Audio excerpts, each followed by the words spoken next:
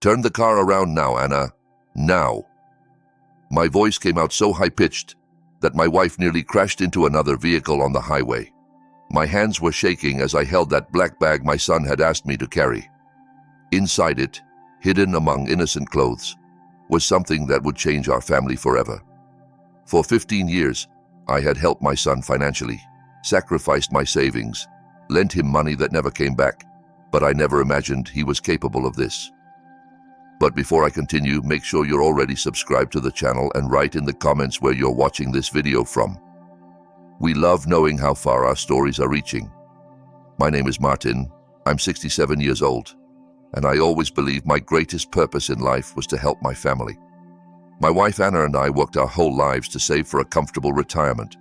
Our only son, Philip, 42 years old, had lost his job 6 years ago, and since then, we'd been living in an endless cycle of loans that deep down I knew would never be repaid.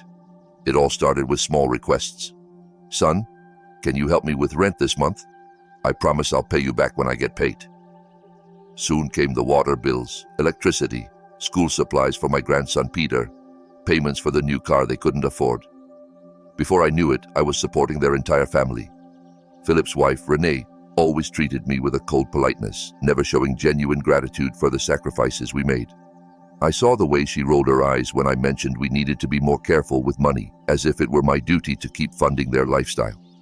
2 months ago, when they asked for $2,500 to enroll Peter in a private school because he was being bullied in public school, I finally set a limit. I can't do it anymore, son.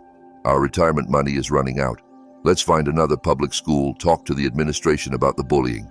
The look Philip gave me then was as if I'd betrayed him, as if saying no after years of saying yes was an unforgivable crime. In the following weeks, the treatment changed drastically. They no longer let me see Peter on weekends. When I called, there were always excuses. He's sleeping. We're heading out now. He has a lot of homework. Each refusal was like a stab in my heart. Then, 3 days ago, came the surprise. Philip called, sounding more cheerful than in recent months. Dad, we're thinking of taking a trip to Lake Tahoe this weekend. A friend lent us his cabin. We think it'd be great for all of us to go, so Peter can spend time with his grandparents. What do you think? My heart raced with joy. Finally, a chance to see my grandson, to fix things. Of course, son. We'd love to go. Great. Oh, and Dad, could you carry an extra bag for us? Our car is already full with Peter's stuff. No problem, I replied without hesitation. On the morning of the trip, Philip and Renee showed up with an ordinary black bag. Nothing suspicious about it. We put it in our car and agreed they'd follow right behind us on Interstate 80 toward Lake Tahoe.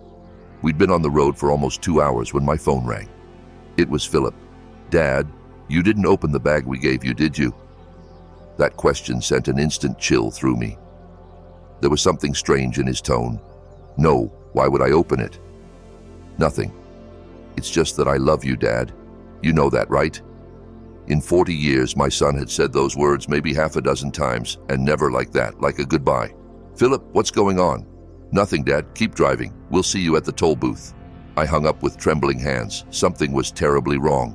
Anna, pull over. What? We're on the highway, Martin. Pull over now, I screamed. My wife pulled onto the shoulder. Philip and Renee drove past us, honking. I asked Anna to turn on the hazard lights as if we had car trouble. With my heart racing, I opened the black bag, pushed aside some t-shirts, a child's pajama, a Spider-Man colored pencil case I recognized as a birthday gift I'd given Peter. And then, at the bottom, I found packages wrapped in black plastic. My blood froze. Even at my age, I knew exactly what that was. Illegal drugs. Lots of them. Oh my God, Anna, I whispered, showing my wife. They were using us as mules. Philip and Renee had planned to use their own parents as transporters of illegal drugs, knowing an elderly couple probably wouldn't be checked as rigorously at highway checkpoints. The destination was never a cabin at Lake Tahoe. We were heading somewhere to deliver the goods. Turn the car around now, Anna. Now, I screamed, feeling a mix of panic and rage I'd never experienced. My wife looked at me with wide eyes but didn't question it. She made a U-turn at the first opportunity while I watched in the rearview mirror as Philip's car stopped and started turning around. What are we going to do? Anna asked, her voice shaking as much as her hands on the wheel. Call the police, I replied, feeling a knot in my throat. Our own son was willing to send us to jail, Anna. We have no choice. The moment I dialed 911, I felt like I was betraying my own blood. But what choice did we have? If we were caught with that amount, we'd spend our last years in a prison cell. Emergency, what's your situation? A female voice answered. I looked at Anna, my face pale as paper. I need to report an incident. Our son put illegal drugs in our bag without our knowledge. We're on Interstate 80 at mile marker 107 heading back to the city. While I spoke, I saw Philip's car approaching fast in the rear view. My heart shot up. Anna, they're coming up behind us. Sir, you need to stay calm, said the voice on the line. A patrol is already being dispatched to your location. Don't confront the suspects. Keep driving normally if you can. Philip's car pulled up alongside ours, and he gestured frantically for us to stop. Renee was in the passenger seat, her face contorted in an expression I'd never seen before, fear mixed with rage. Keep driving, I whispered to Anna. Don't stop. My wife accelerated, but our old car was no match for Philip's newer vehicle. He got ahead of us and braked sharply, forcing Anna to stop to avoid crashing. Oh God, what do we do now? Anna seemed desperate, still with the phone in hand.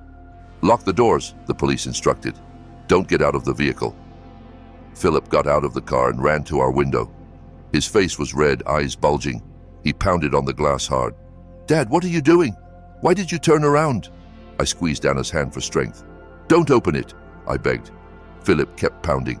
Dad, open this door. What happened? I looked into the eyes of my only son, the boy I'd cradled through feverish nights, who cried in my lap after his first rejection, who gave me my only grandson. Now, at 42, he was willing to sacrifice his own parents to solve his financial problems. We know what's in the bag, Philip, I said loud enough for him to hear through the glass.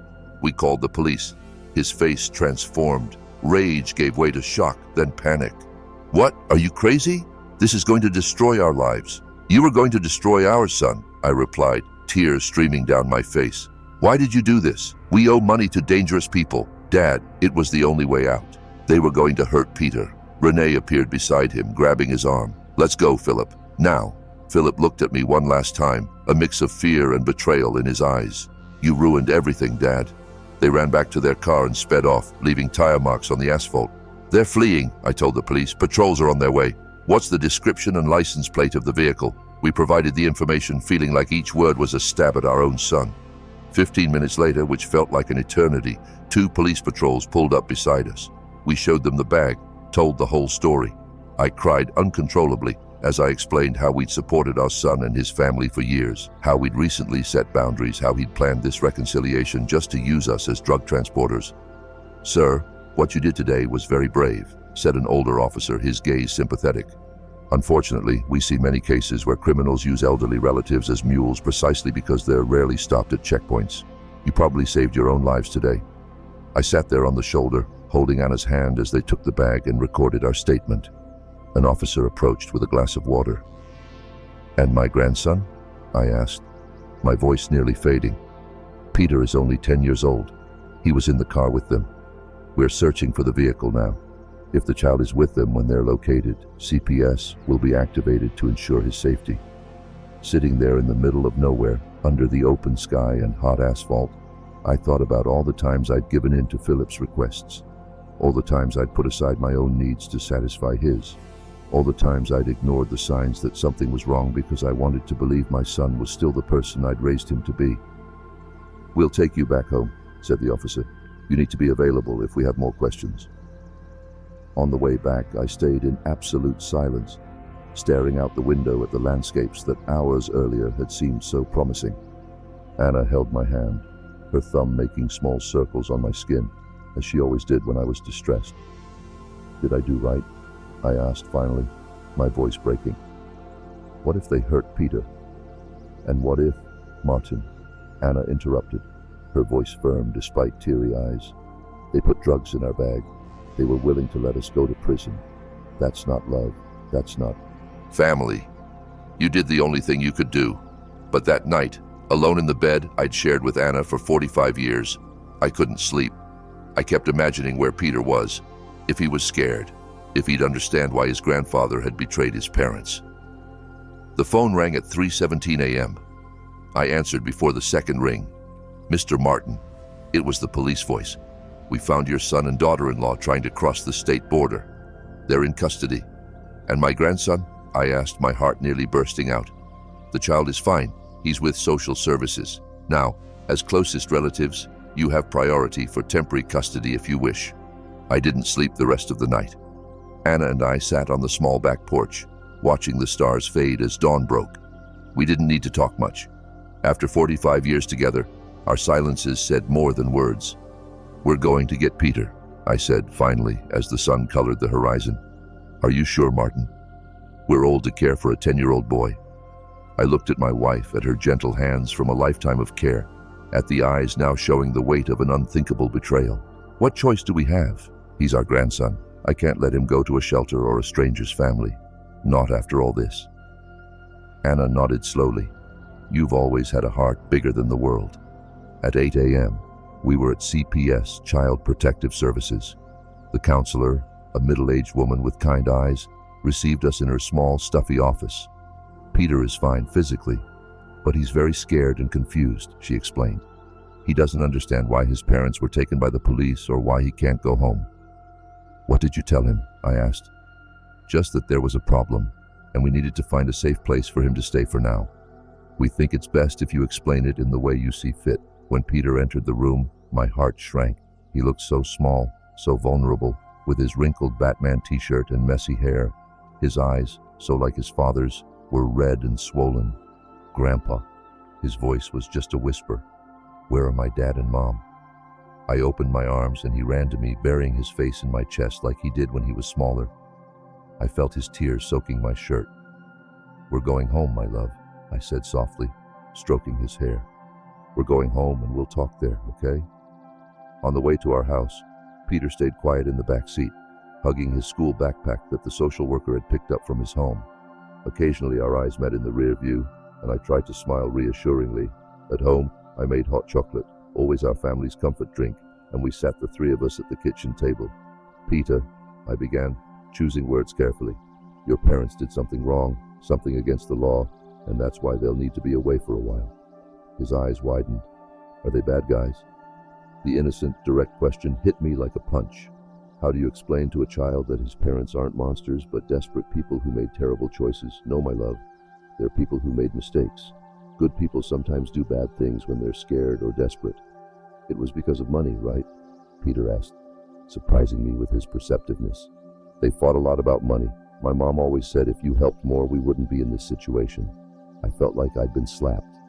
That's how Renee portrayed me to her own son, as a stingy grandfather who refused to help enough. Peter, Grandpa, and Grandma helped your parents for many years, Anna explained, her voice gentle but firm.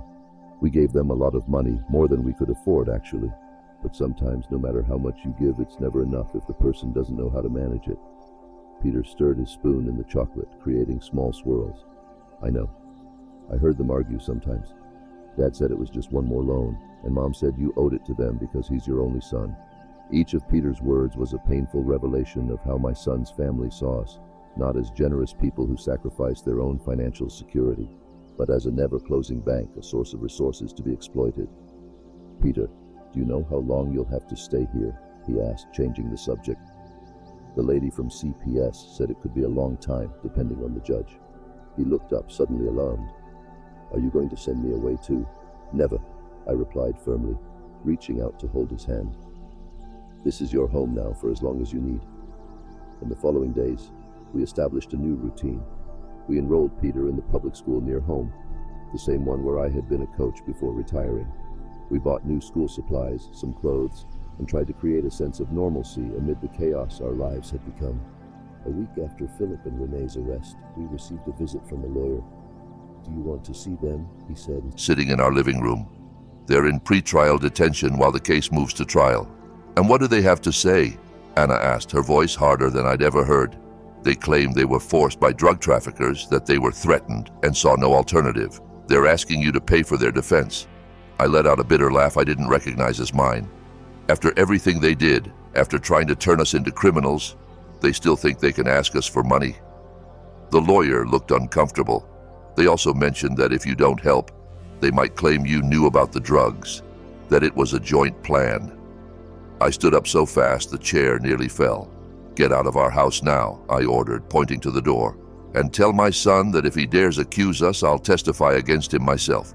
Tell him we have the police call recordings, that we have witnesses that we discovered the drugs and immediately sought help. Tell him we're not the idiots he thought we were." After the lawyer left, I sat heavily on the sofa, covering my face with my hands. It was one of the few times I'd cried in all our years together.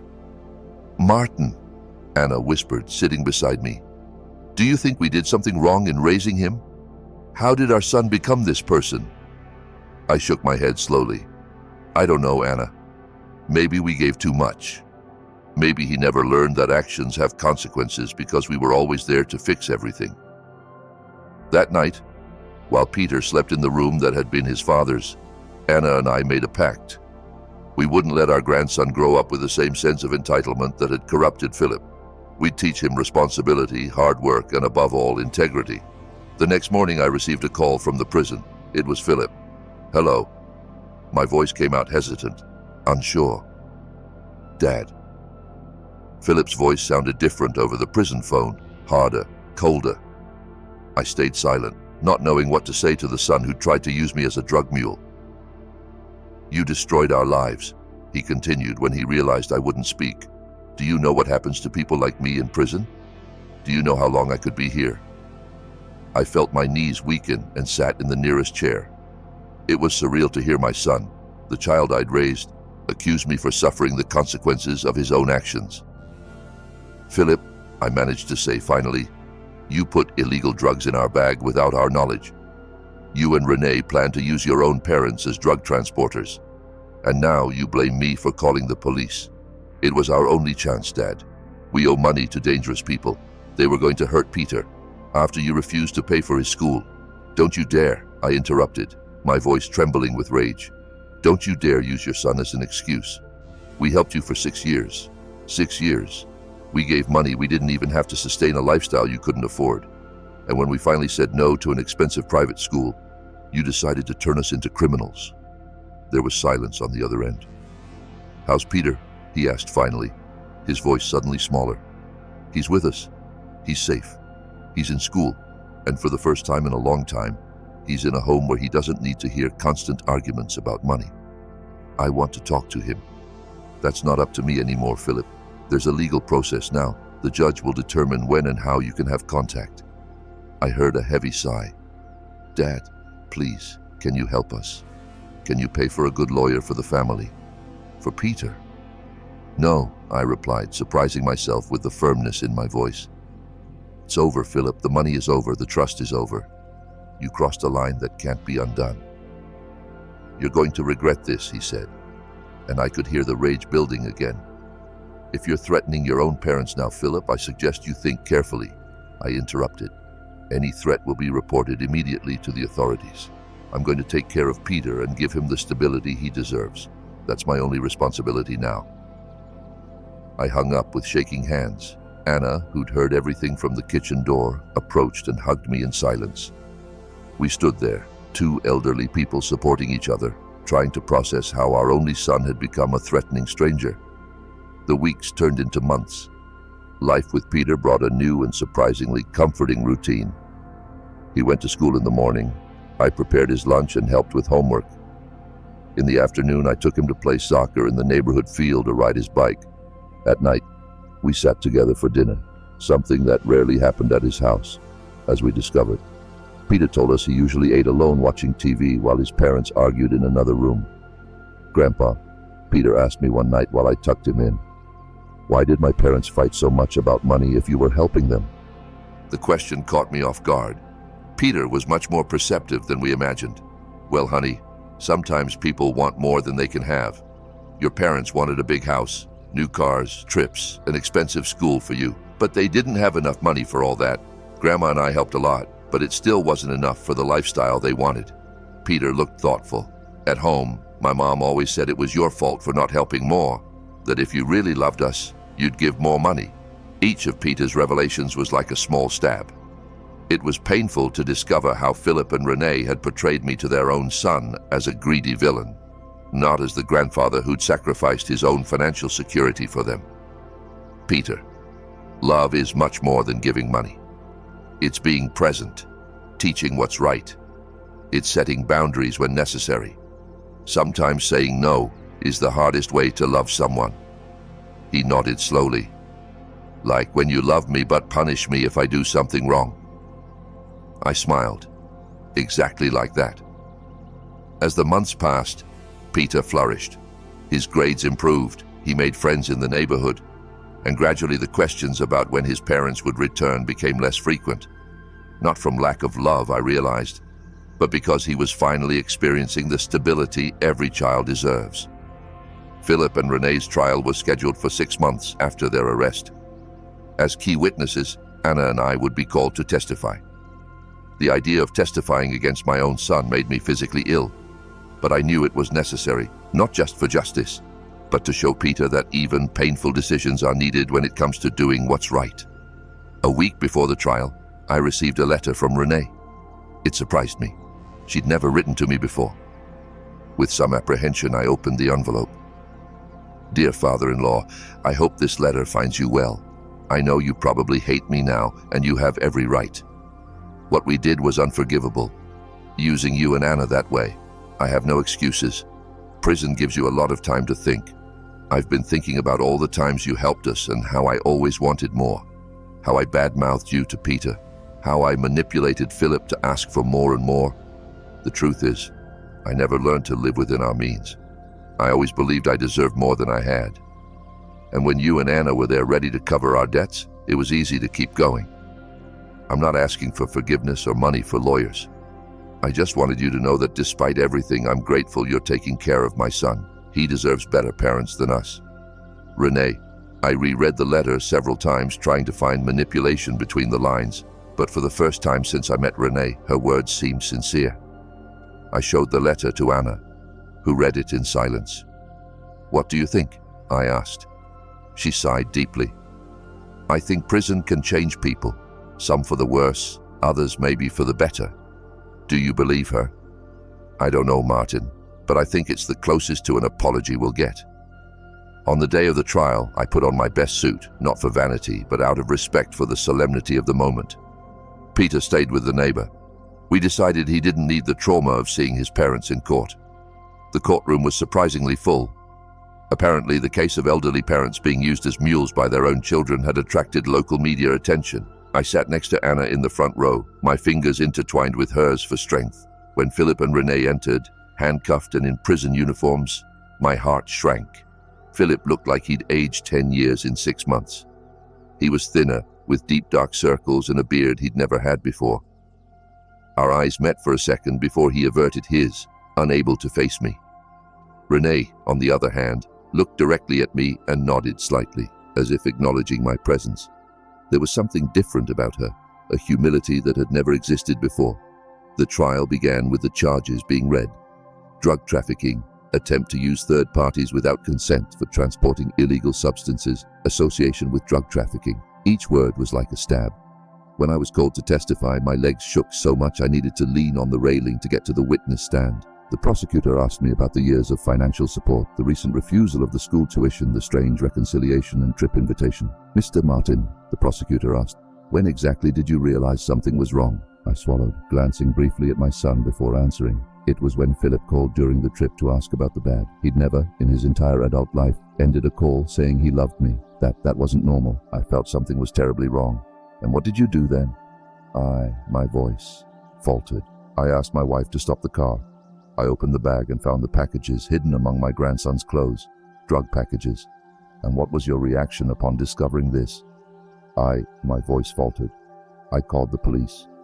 I knew I was reporting my own son, but they were willing to let us go to prison in their place. What choice did I have?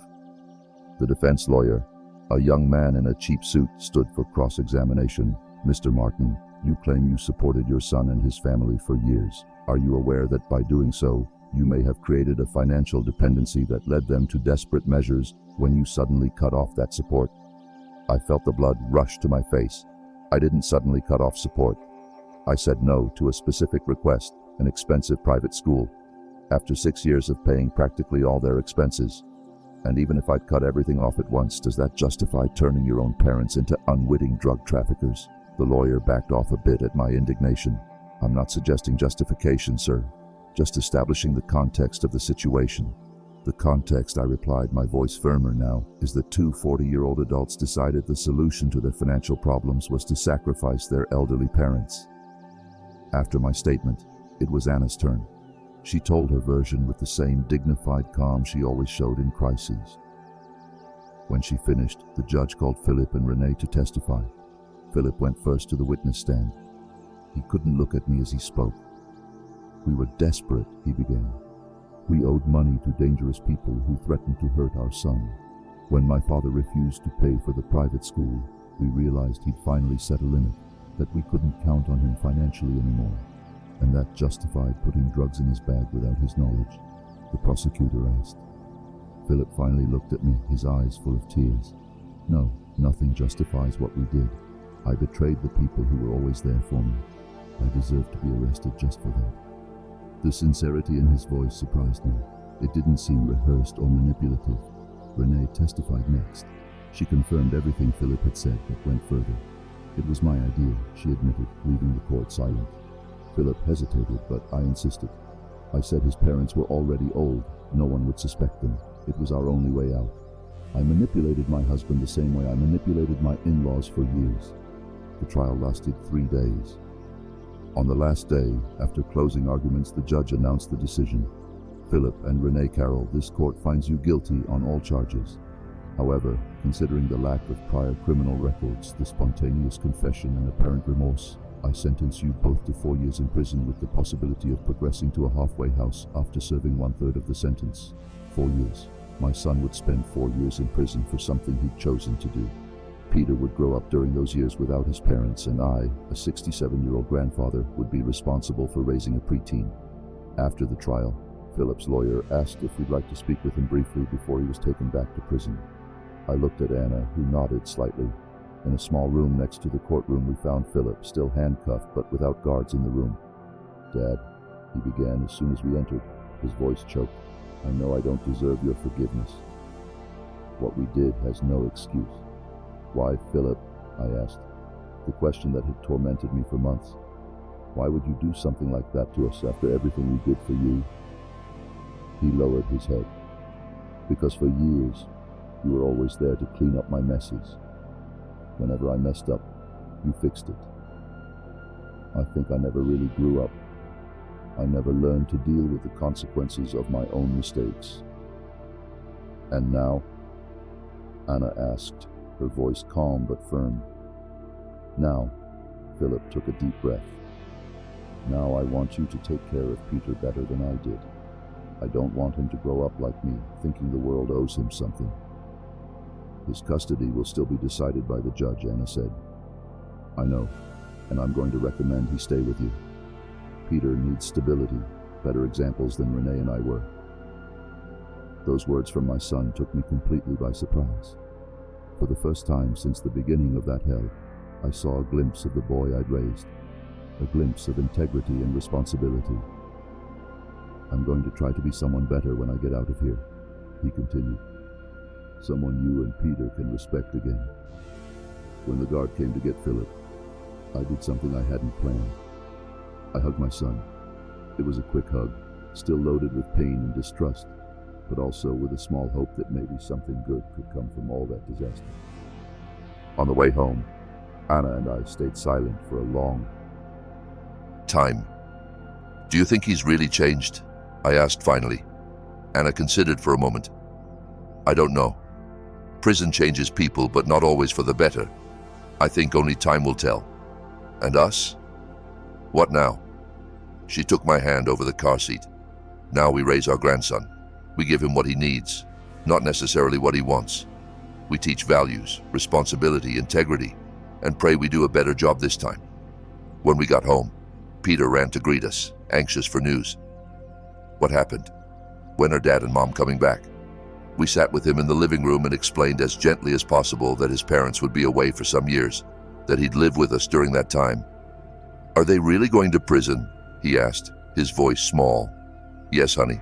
They did something wrong. and now need to face the consequences. Peter stayed silent for a moment, processing the information. Can I visit them? That will depend on the family court judge, but probably yes, with some limits. He nodded, surprisingly composed for a child his age. Okay, I understand. That night, while tucking Peter in, he asked me a question that would stay with me for a long time. Grandpa, do you still love Dad even after what he did? Peter's question caught me off guard. How do you explain to a 10-year-old the complexity of paternal love? How do you say it's possible to love someone deeply and at the same time be devastated by their choices? Peter, I began, sitting on the edge of the bed. A father's love is complicated. I love your father. Yes, I'll love him forever because he's my son. But that doesn't mean I accept or approve of what he did. Loving someone isn't giving a free pass for doing bad things. Peter thought for a moment, clutching his worn teddy bear. Like when you love me but ground me if I do something wrong. I smiled at the perfect simplicity of his analogy. Exactly like that, honey. I love you too much to let you grow up thinking you can do anything without consequences. And you'll love me even if I do something really bad one day, like Dad did. I felt my heart shrink with the fear in his voice. Always, Peter, always. Nothing in the world could change that. He nodded, seeming satisfied. Then, I think it's okay that Dad is in prison as long as you still love him. The following weeks were dedicated to establishing a new normal. The social worker visited regularly to check how Peter was adapting. The family court judge determined that for now, Anna and I would have provisional custody, with the first visit to his parents scheduled for 2 months after the sentence began. On the day of the visit, Peter was nervous, changing clothes 3 times before settling on a superhero t-shirt Philip had given him for his last birthday. "Do you think they'll like seeing me?" he asked while I combed his unruly hair. "It'll be the best moment of the last few months for them," I replied honestly. The prison was a cold, intimidating place, even for a visit. Peter squeezed my hand tightly as we went through metal detectors and security procedures. The visiting room had concrete tables bolted to the floor and hard plastic chairs. Philip entered first. He wore the prison orange uniform and looked even thinner than at the trial. His eyes lit up when he saw Peter, and for a moment I could see the boy he'd been before life and bad choices transformed him. Peter knelt and opened his arms. Peter hesitated only a second before running to his father, wrapping him in a tight hug. I felt tears in my eyes watching that reunion. No matter the mistakes Philip had made, he was and always would be Peter's father. Renee entered right after. She was different. Her hair, once carefully dyed and styled, now showed gray roots. Her face, without the makeup I'd never seen her without, looked older and more tired. But when she saw Peter, her smile was genuine. I sat at a nearby table, giving them some privacy, while Peter excitedly told about his new school, the friends he'd made, the dog I was considering adopting for him. "Grandpa helps me with homework every day," I heard Peter say, "and Grandma is teaching me chess. They said when I'm good enough, we'll go to a tournament." Philip looked at me over Peter's head, his eyes conveying a silent gratitude that words couldn't express. After nearly an hour, a guard announced the visit was ending. Philip hugged Peter long. "Be good to your grandparents," he said. "Listen to what they say. They're wiser than I ever was." "When are you coming home, Dad?" Peter asked, the question I knew he'd been holding back. Philip looked at me again before answering. "It's going to take time, son, but when I do, I'll be a better father, I promise." While Peter said goodbye to Renee, Philip approached me. "Dad," he said softly, "I know I don't deserve to ask anything, but please." Don't let him forget me. Don't let him think I don't care. I'd never do that, Philip. He'll always know you love him. Philip nodded, swallowing hard. "Thank you for everything, for taking care of him, for not letting him go to a shelter or foster family. He's my grandson," I replied simply. "And you, with all your mistakes, are still my son." On the way home, Peter was unusually quiet. "Are you okay, honey?" I asked, watching him in the rear view. "They look different," he said finally. "Different like smaller. Dad always seemed so big, and Mom was always dressed up with makeup and nails done. Now they looked like normal people." I understood what he meant.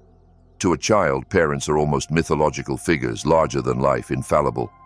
Seeing Philip and Renee in prison, vulnerable and diminished, must have been a shock to Peter's view of them. "They're learning some hard lessons," I explained. "Sometimes we need to lose everything to realize what really matters." "Like what?" Like family?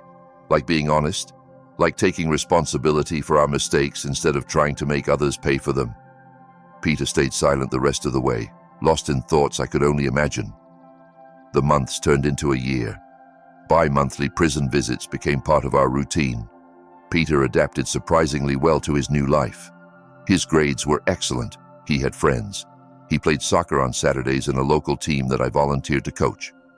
The social worker who visited us regularly commented on how Peter seemed happier and more secure than when she met him. "You're doing an amazing job," she said during one visit. "It's not common to see kids adapt so well after trauma like this." "He's strong," I replied, "stronger than I was at his age." Meanwhile, Philip and Renee seemed to be changing in prison. Philip got a job in the prison library and started studying to finish his higher education through a distance learning program. Renee got involved in a crafts program and even started teaching sewing to other inmates. During visits, they always asked about Peter's school, his activities, his development. They seemed genuinely interested in his life, not just worried about when they could resume it. During one visit, near a year and a half after the arrest, Philip asked to talk to me alone for a few minutes.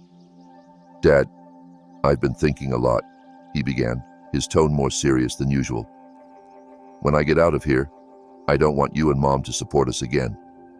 I raised my eyebrows, surprised by the statement. "I want to do things right this time," he continued. "I'm studying. I got a certification in accounting. I'll look for a job, live within our means, no cars we can't afford, no expensive private schools." "It's good to hear that, son, and I want you to promise me something," he said, leaning forward. "If I go back to old habits, if I start asking for money or trying to manipulate you, say no immediately, no matter what excuse I give." The sincerity in his eyes moved me. It was the first real sign that Philip was genuinely committed to changing. "I promise," I replied, "but I hope I won't need to keep that promise." He smiled, a sad but honest smile. "Me too, Dad. Me too." That night, I told Anna about the conversation while we washed the dinner dishes. Peter was already in bed, exhausted after a day at the water park. "Do you believe him?" Anna asked, drying a plate. "I want to believe," I replied honestly. "But I know real changes take time, and good intentions in prison are different from facing temptations in the real world." Anna nodded. "You know what worries me most? How it'll be for Peter when they get out. He's so well adapted here with us. The transition will be hard. It was a worry I had too. Peter, now almost 12, was flourishing under our care. The idea of disrupting that stability anguished me. "Let's take it one day at a time," I said, repeating the mantra that had sustained us through that turbulent period. One day at a time. Peter's 12th birthday came on a sunny September Saturday. We prepared a small party in the backyard. Nothing extravagant, just some school friends, a homemade cake he helped me bake, and a table of simple treats. The difference from the elaborate parties Philip and Renee used to throw was notable. "Are you sure you don't need help with the party costs?" the social worker had asked during her monthly visit, clearly concerned about our limited retiree budget. "We're fine," Anna replied with a smile. "We've discovered kids need more attention than expensive parties." It was true. Peter, who used to have themed parties in kids' venues with expensive gifts and professional decorations, seemed happier with our simple home celebration than I'd ever seen him at previous parties. Maybe because now he really participated in everything, from choosing the cake, flavor, to helping blow up balloons. "This is the best birthday I've had, Grandpa," he told me while we hung streamers together. "Even without the bounce house and cotton candy machine?" I asked, half joking, half serious. He shrugged. "That was fun, but I barely saw my parents during those parties. They were always busy greeting guests or arguing about something that wasn't how Mom wanted." The wisdom of that child sometimes amazed me. At just 12, Peter had already learned lessons about values and priorities that his parents took decades to start understanding, and even then needed prison for it. Peter's big gift was a new bike, not the latest model, but a good quality one I had restored from a used bike we found at a thrift store. We'd sanded, painted, and repaired that bike for weeks, turning the project into a grandpa-grandson activity that created more memories than any store-bought gift could. In the middle of the party, while the kids played soccer in the backyard, my cell phone rang. It was the prison number. Philip had gotten special permission to call on his son's birthday. Dad, is Peter nearby? Yes, Philip, do you want to talk to him? Please. I called Peter, who came running, his face red from exertion and grinning ear to ear. It's your dad, I said, handing him the phone. Peter chatted animatedly for a few minutes, describing the party, the friends, the bike Grandpa had fixed for him. Yes, Dad, I'm liking it a lot, he said in response to something Philip asked. Grandpa and Grandma said maybe we can go fishing next holiday at their neighbor's farm. When the call ended, Peter handed me back the phone. Dad wants to talk to you again. Thanks, Dad, Philip said when I took the phone, for giving him a normal happy birthday. I know it's not the party Renee and I would have thrown, but it's exactly what he needs, Philip. Simple things done with love. There was a pause on the line. I don't know how to thank you for everything you're doing. Keep studying, keep improving. That's the best thanks you can give us. Dad, is there anything else? I submitted a request for a halfway house program. The lawyers think I have good chances with good behavior in the courses I've taken here. I felt a knot in my chest. Halfway house meant Philip would be out of prison during the day, returning only to sleep. It was the first step to his full release, scheduled for a little over a year with reductions for good behavior. That's good, son, I managed to say, trying to keep my voice steady. I know it's complicated, he continued, clearly sensing my hesitation. Peter is well established with you now. I don't want to mess that up, but I want to start being part of his life again little by little. Of course, I replied automatically while my mind spun with the implications. We'll talk about that at the next visit. After I hung up, Anna noticed my worried expression. What happened, Martin? I told her about Philip's request for the halfway house. Anna stayed silent for a moment, thoughtful. It was expected, she said finally. We couldn't keep him away forever. He's the boy's father after all. I know. It's just that Peter is so well, so balanced. I'm afraid everything will destabilize when Philip starts coming back into his life. Anna took my hand. We can't control that, dear. We can only do our best and be there for Peter, whatever happens. 2 weeks later, we got the news. Philip's request had been approved. Starting next month, he'd be in the halfway house, working during the day at a co-op that employed former inmates and returning to prison only to sleep. We sat with Peter to explain what that meant. Your dad will be able to see you more often now, I explained. You can spend some hours together on weekends, maybe even go out for ice cream or to the park. Peter's eyes lit up. Can he watch my soccer games? Probably yes, if it's during allowed hours. And my mom. Your mother is still in full custody, Anna explained. You'll keep visiting her every 2 weeks as usual. Peter nodded, absorbing the information. And where will I live? Still with you, right? The worry in his voice was evident. After almost 2 years living with us, our home had become his safe haven. Yes, honey, I assured. You're staying here for now. When your dad is fully released, then the judge will decide new arrangements, but that's still a while away. And if I want to keep living here even after? The question hung in the air, heavy with implications. Anna and I exchanged glances. That's something we'll have to discuss with your dad when the time comes, I said carefully.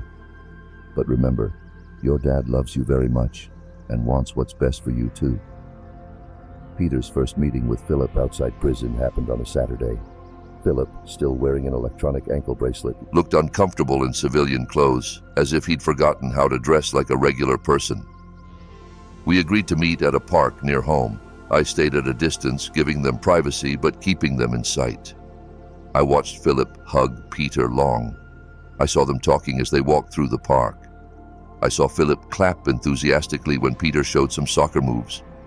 It looked so normal, as if those 2 years of separation had never happened, as if Philip hadn't tried to turn his own parents into drug traffickers. When the allowed time ended and Philip needed to return to the co-op, Peter came back to me with a smile I hadn't seen in a long time. Dad said he's saving money from his new job, he told excitedly. He said when he gets out fully, he'll rent a small apartment, but with a room just for me. I forced a smile. That's great, Peter. He asked if I want to live with him when he gets out. My heart sank. And what did you tell him? Peter looked at me suddenly serious. I said I like living with Grandpa and Grandma. that I don't want to change schools or leave my friends. I felt guilty relief. On one hand, I was glad Peter felt so good with us he didn't want to leave. On the other, I knew that would break Philip's heart. What did he say? He looked sad, but then said he understands, that maybe I can spend weekends with him or vacations, that the important thing is for me to be happy and safe. Those words surprised me. The old Philip would have insisted, maybe even tried to make Peter feel guilty. This new Philip, who accepted his son's preference and prioritized his well-being over his own desires, was a significant change. That night, I received a text from an unknown number. "Dad, it's Philip from the co-op. Thanks for bringing Peter today. I know it's not easy for you to see me back in your life, but I promise I'll do everything different this time. P.S. Peter is an incredible kid. You did a much better job than I ever did." I showed the message to Anna, who read it in silence. "What do you think?" I asked. Anna sighed deeply. "I think maybe he's really changing." The following months created a new routine. Peter continued living with us, going to school, playing in the soccer team. On Saturdays, he spent some hours with Philip, sometimes at the park, sometimes at a diner, occasionally at school events where Philip could attend with special permission. On Sundays, we alternated between days at home and visits to Renee in prison. It was a delicate balance, but somehow it was working. Peter seemed happy with the arrangement, having the stability of our home and gradual reconnection with his father. Philip, for his part, seemed serious about his promise of change. He worked consistently at the co-op, continued his studies, and most importantly, never asked us for money. One Sunday morning, while Peter still slept, Anna and I had coffee on the porch, enjoying the morning coolness. "Have you thought about what will happen when Philip is fully released?" Anna asked, breaking our comfortable silence.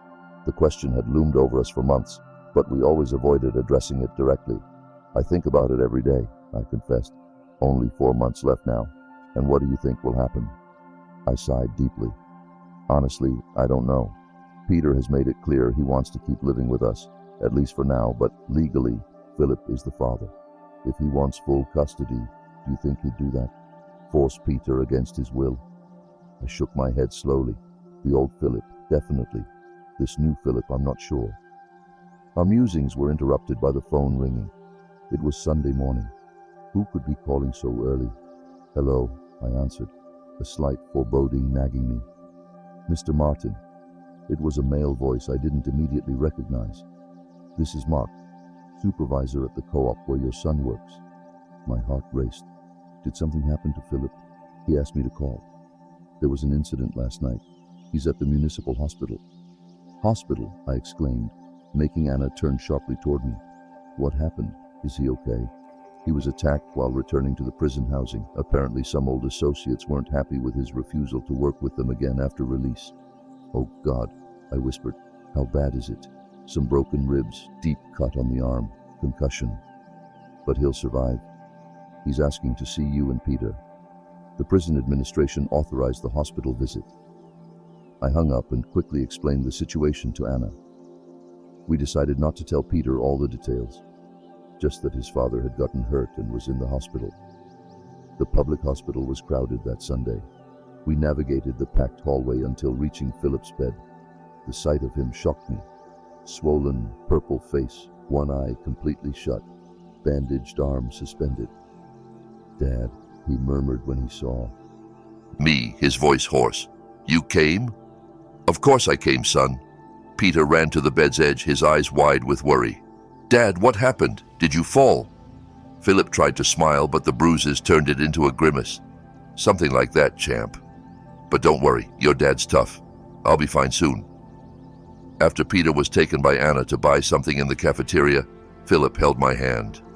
"It was people from my past," he said softly. "The ones we owed money to, the same ones who put us in that situation with the bag. They came after you after all this time." Philip nodded slightly. "They've been pressuring me for weeks. They wanted me to work for them again when I got out. Distribution, they call it. Drug trafficking is the real name. And you refused." "I refused," he confirmed, a slight pride in his voice despite the pain.